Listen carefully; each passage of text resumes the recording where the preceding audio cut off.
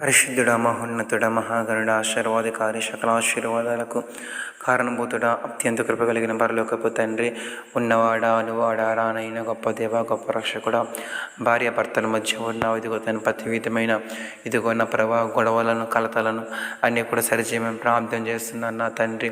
మరి ఇదిగో నేను దేని నిమిత్తమైతే నా ప్రభ ఈ లోకంలో భార్య భర్తలు ఇదిగో నా ప్రభ విడిపోతూ ఉన్నారు, మరి దేని నిమిత్తం ఇదిగోతనైనా భర్తకు దూరంగా, భార్యకు దూరంగా భర్త ఉంటున్నారు ప్రభా.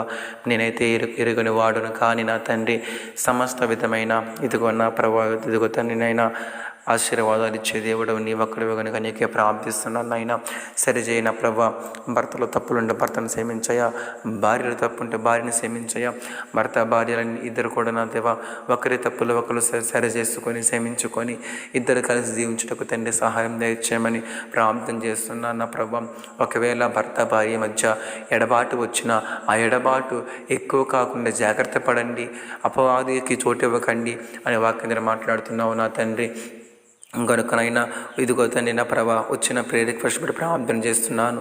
తన యొక్క భార్య తిరిగి మరలా మరుగవుతానైనా తన బిడ్డ యుద్ధకు, తన భర్త యుద్ధకు, తన కావుతనైనా రావడానికి సహాయం దయచేయం ప్రార్థన చేస్తున్నాను నా తండ్రి. కలిసి మరలా భర్త భార్య జీవించుటకు నా ప్రభా మీరు కృప చూపించు దేవా స్తోత్రాలు.